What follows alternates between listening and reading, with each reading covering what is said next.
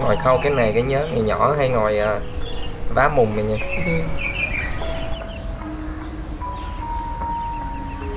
Ngày xưa con hay đạp màng á, nên là màng nó lủng á.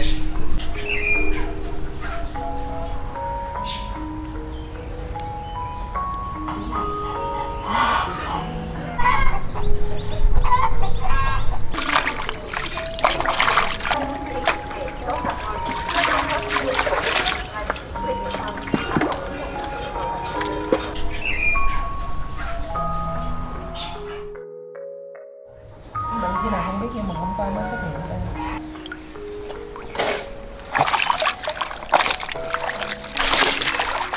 đây. Trắng tinh.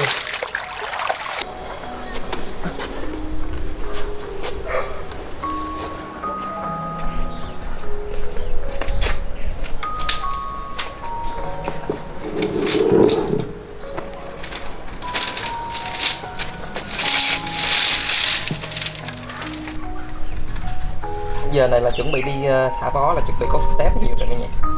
Tép tôm. Giờ này là giờ đi thả tép đúng không? Tối là bắt đầu đi tôm thì chập choạng, cá dạng đông, cá thì dạng đông nhưng mà tôm thì nó chập choạng tối là nó ăn.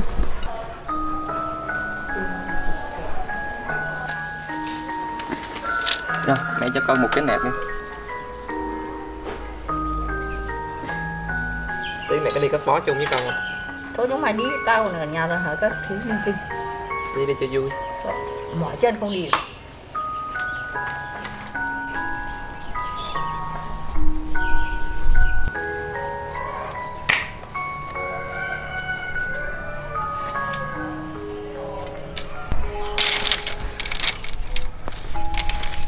To lắm, bây giờ tao phải cho vào cái này tao dần lại. Cho ra đi nó bụi và lẫn tép ăn. Hải ơi đi cắt bó không? Có anh. Có thì xách cái cám của bà đưa đây cho chú. Vâng anh. Đấy để cháu lên.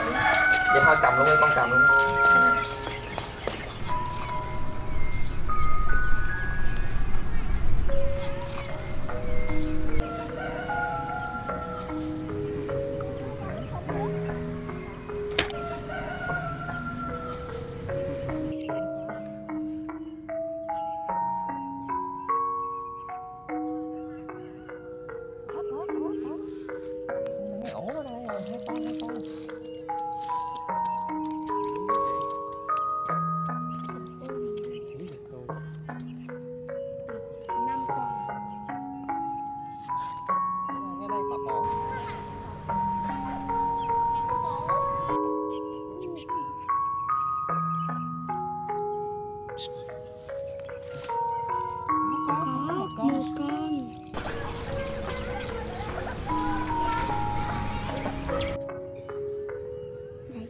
Vậy ra đi.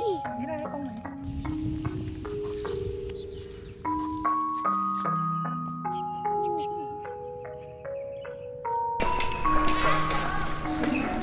Có được nhiều không?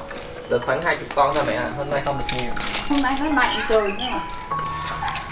Ôi nhiều cá phải cho ăn hết. Mẹ đem bít tôm vô kho ăn đi để tối nè. Thật.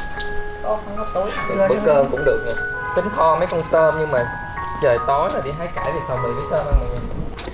Khiếp lá cải to quá nè mà. Lá to hơn cái mặt rồi. Cái này mình hái mấy lá là đủ ăn. Hái 5-6 lá là đủ con mày ăn. Sao mì với tôm, cái này là quá ngon.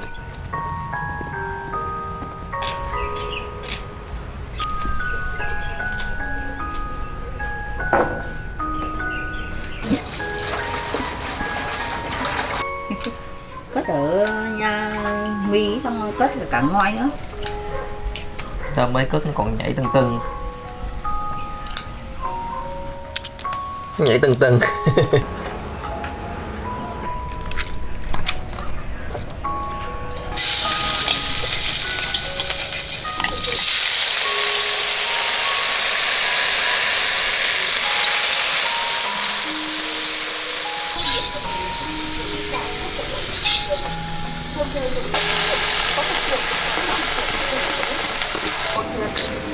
Bảo vệ quyền lợi người tiêu dùng, chế độ đầy đủ, an toàn miễn phí.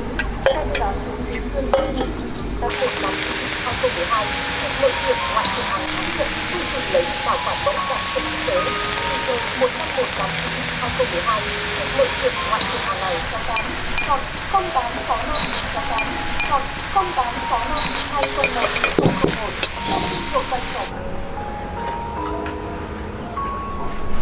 Đây, nước tương này mày ăn đi. Tôm xào với cái này cũng ngon nè. Cải nhà chồng giòn. Hai mẹ con ráng ăn hết cái dĩa này. Khó mà hết được. Cái hoa hôm nay nó nở đẹp nè. Đúng là hoa hướng dương nha, đâu có hướng về mặt trời. Cái mặt trời này hoa hơi hoa thuộc dược mà. Hoa thuộc dược. Nhưng mà nhìn cũng giống hoa hướng dương, nó mà màu vàng giống hoa hướng dương. Đồng hôm nay cũng xanh nè. Đúng hôm nay đẹp lắm rồi.